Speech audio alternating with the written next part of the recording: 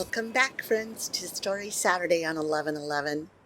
Today, I'm losing my voice, so we'll see how this goes and how long I last.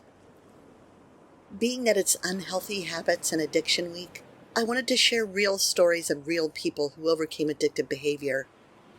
I read dozens of incredible accounts, but the one I've decided to share is far from extraordinary. In fact, compared to most I read, it's not even hugely inspiring. What it is possible, and in some ways common. Not every addict comes from an abusive home or impoverished background.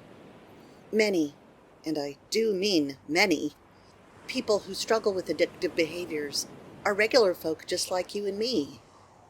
Perhaps they are you and me. I experienced two aholic behaviors in my 20s. I was searching for satisfaction coming out of a home environment where I was repeatedly told I was an awful person and asked, why couldn't I just be normal? Needless to say, my mother didn't understand me. I turned to consumerism to fill the void and literally became a shopaholic, ringing up credit card debt. I paid it all off eventually, but it was not fun, and guilt and shame accompanied every payment. My other addictive behavior snuck up on me. One day I was frantically ironing something to wear to work, panicked I'd be late if I didn't hurry. Nearly burning myself in the iron in my haste, at some point it dawned on me I was freaking out for nothing, as I didn't have to be at work for another 7 hours. It was then I realized I'd become a workaholic. I work a lot these days, much more than I ever have, but it's different. The obsessive, manic, addicted lack of control feeling is long gone. For me, conquering these behaviors, as well as overcoming a number of unkind beliefs about myself, has come from consistent work on things of the spirit. From the outside, folks might look at me and think my glory days were behind me, based on my current lifestyle. In truth, I've never been happier or more fulfilled. So, now to the story I selected. It's about a fellow named Patrick, as shown on the Recovery Centers of America website. Here's what Patrick has to say. There's a couple different ways that obsession happens. Some obsessions are just unwanted, repetitive thoughts. They feel like a really intense craving. Then there's the type that happens, but doesn't have that feeling behind it. It's just a thought. For me, I could be driving down the road completely sane, thinking, oh, I'll just stop for a couple of beers, and it could end up ruining my life. Patrick's road to recovery has been long and difficult, but in the end, rewarding. His substance abuse began when he was a teenager, and like many types of progress, his improvement did not always happen in a straight line. I got in a fight with a cop at 16 years old. My first rehab was at 17. Got kicked out of it after 10 days, then back in there 3 months later. I had 6 or 7 months sober, maybe even a little bit longer. Then I went back out and drank. I got sober again when I was 24. During that period of time, I had 11 years sobriety. At 35, my wife and I went through a divorce, and a lot of stuff happened. I just drank. It would take me 10 years to get more than 30 days sober. I was in and out of Alcoholics Anonymous. That was constant. I would go to meetings and nothing would happen. I would still want to drink. Really bad obsessions. That went on for about 10 years. I lost everything. I lost a really nice house, my car was repoed, and my 401k was gone. Even though Patrick had hit rock bottom, bottom after bottom, he was unable to stay sober. Eventually, he decided to ask for help from his father, who had 28 years sobriety. I showed up at my dad's house with 2 gym bags. I finally said, this is it.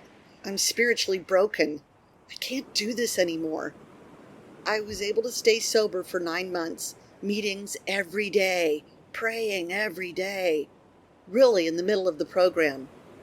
But the day came when I drank again. I went into rehab for about 10 days, and I just kept thinking to myself, I'll do anything, please God, I do not want to ever drink again. After rehab, I went to another meeting. A guy there recommended I go to someone's house that was having a big book study. Okay, side note, when they said big book, I had no idea what they meant. Did they mean the Bible? What is this thing? So I had to look it up for real. And it turns out the big book is a publication that's part of AA. If I understood correctly, I just looked really fast. Back to Patrick. He says, I went to the house and he started talking. And everything he was talking about, I was like, that's me. He knows what I'm going through. So he started taking me through the big book and the steps. I figure that's the 12 steps, by the way. Would that be correct? We'll find out. And I started to get freedom from stuff that was causing me to drink. Maybe the most striking part of Patrick's personality is his acute self-awareness. It's a trait that he sharpened while in recovery, and it's a significant reason why he's finally found so much success staying sober. It was primarily my self-centeredness, my ego, and I don't mean like egotistical. I mean selfishness, resentments, fear, the things that engulf people with drinking problems. The steps are designed to look at that from a different point of view. There's got to be that internal surrender for sobriety to happen. It helps for you to be other-centered, gets you out of yourself. It keeps you really connected to other people. I've been going pretty regularly for the past year or two into jails to meet with people who have a drinking problem. Even though I was never in jail, I can relate to some of them who are near low bottom with their drinking. When I talk, I describe my experience and what happened to me with my recovery. I say to them, like I say to my sponsees, we're going to go through this book, line by line, page by page, and we're going to have a load of work to do. I get a lot of contentment from helping other people, companionship. Because of that, I have freedom from my addiction.